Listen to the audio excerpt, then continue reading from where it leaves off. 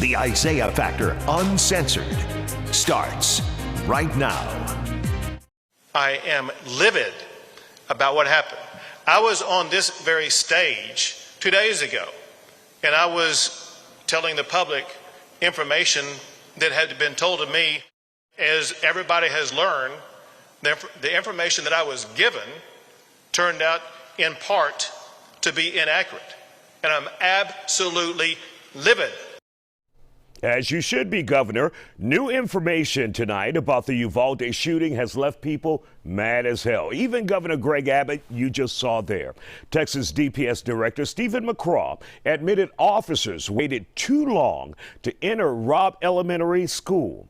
It's clear now officers took their time to breach the room where the killer was, waiting 47 minutes outside of the classroom until they got a key from a janitor.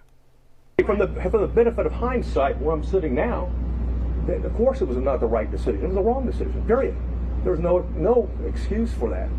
But again, I wasn't there, but I'm just telling you, from what we know, that we believe there should have been an entry at that as soon as you can. A decision was made that this was a barricaded subject situation. There was time to retrieve the keys and wait for a tactical team with the equipment to go ahead and breach the door and take on the subject at that point.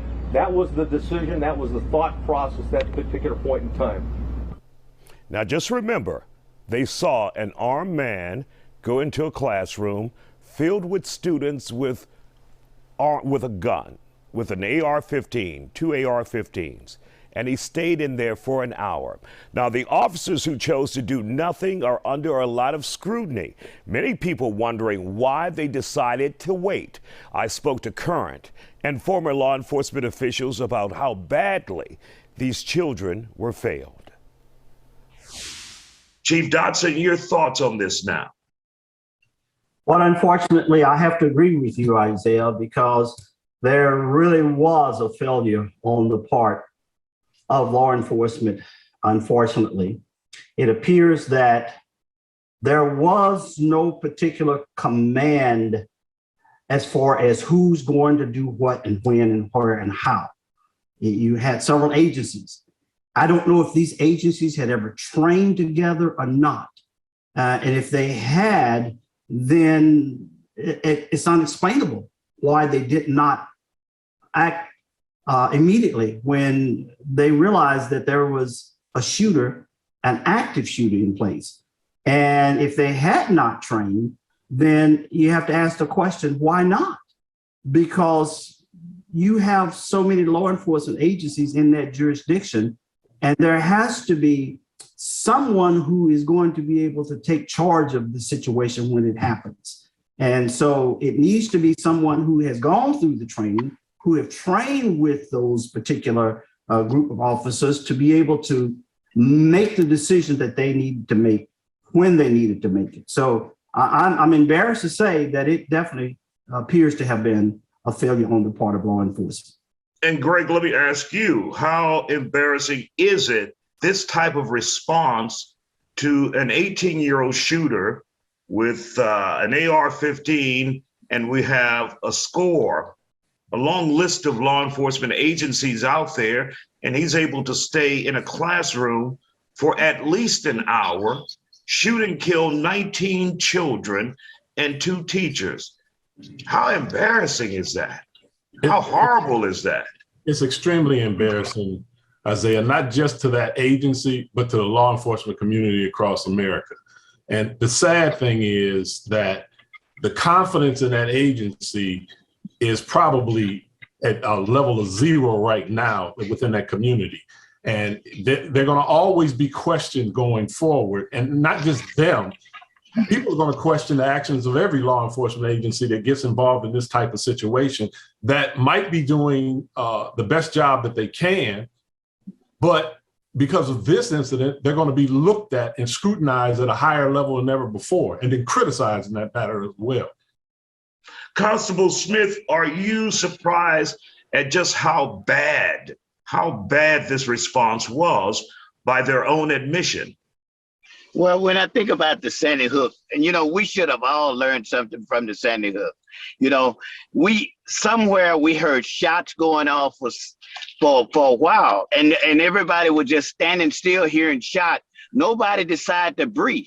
We got to breach this situation, and we got to neutralize this shooter as soon as possible. But the main objective is to neutralize this shooter. Absolutely.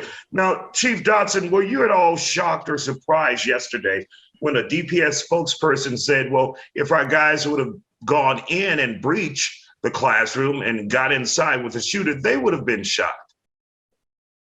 Utterly, not only surprised, but utterly disappointed. I mean, when we sign on to do this job, we know without a shadow of a doubt, your life is going to be on the line. You're going to be called upon to sacrifice your life if necessary.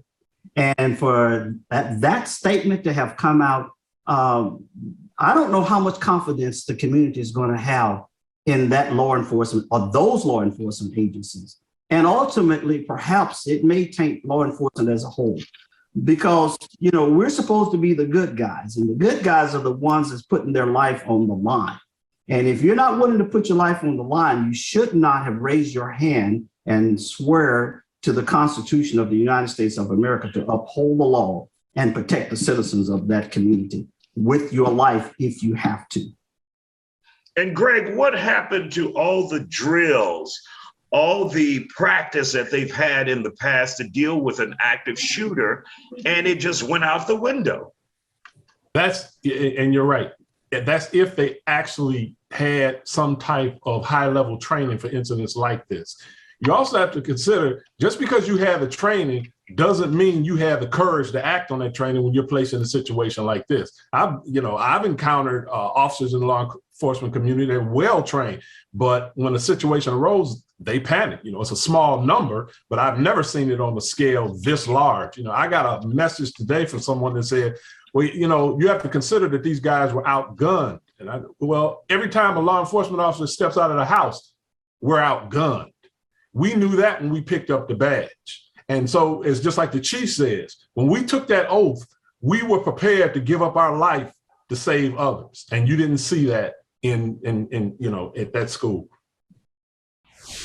Still to come, no one can say or disagree that something should have been done to help those children and their teachers. Our discussion continues in 90 seconds here on The Factor Uncensored. Stay with us.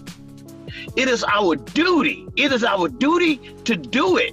You know, you can't, once you're in a situation like that, you got to forget about yourself and you got to think about those children. And welcome back. Uvalde is a quiet town almost 5 hours away from Houston. Their officers face their biggest threat ever, a bloodthirsty gunman. Now, their fear in the situation may have been a human response, but their decision to wait while the killer locked himself in that classroom with the children and teacher cost lives. I talked about that issue with my guests. Constable Smith, do you think fear played a part in this situation where the law enforcement officers didn't go in, or was it more confusion or a little bit of both? Definite fear played a part in this. That's why Article 1 says law enforcement officials shall at all times fulfill the duty imposed upon them by the law and serving the community and protecting all persons against illegal acts. And this is the thing that we must understand. It is our duty. It is our duty to do it. You know, you can't, once you're in a situation like that, you got to forget about yourself and you got to think about those children, the children. The same thing that would happen to me as a father. If I know somebody is in my house and shooting at my kids, I'm going to take everything I got to get in my house and make sure that I neutralize the person that's out there to damage my children. And Chief Dotson, how do we rectify this? How do we fix this problem down the road? Can it be fixed if there's always that human element involved? Well, yeah, you do the best you can. And as far as fixing it, you got to start where the problems are. And the problems are going to be here is a proliferation of guns, mental health, and the lack of our political leaders to have the political will to make decisions to keep the community safe. You got to start with someplace. And if you're not willing to do it, then you need to give the job up and let somebody else who's willing to do it. Just like law enforcement officers. If you're not willing to put your life on the line, then get out of the profession and get another profession. Politicians, if you're not willing to make the tough, hard decisions, even if it means that you may lose your position, then give it up and let somebody else make the decision, because life is too short. And I'm gonna tell you right now, I dread hearing those 911 tapes when they come out and you hear those kids crying and begging for help. And then we're standing, and I say we, because I got 47 years invested in law enforcement, standing out there in the hallway waiting for somebody else. Hell, that somebody else is you, man. You got to go in there. Yeah. You know, every day when you leave home and put that uniform on, you may not come back. You know that. When I hear those 911 tapes, when they come out, those poor kids begging and crying for help. And if that don't impact you, Mr. Politician, if that don't impact you, Mr. Decision Maker, Mr. Police Chief, Mr. Sergeant on the line, whoever you are, Mr. Gun Licensed person, if that don't impact you, then I have to question your heart. Mm-hmm. Question whether or not you have a heart. You're absolutely right, Chief. We want to thank you all for joining us here on The Factor Uncensored. We have a lot of work to do. Thank you guys for joining us tonight.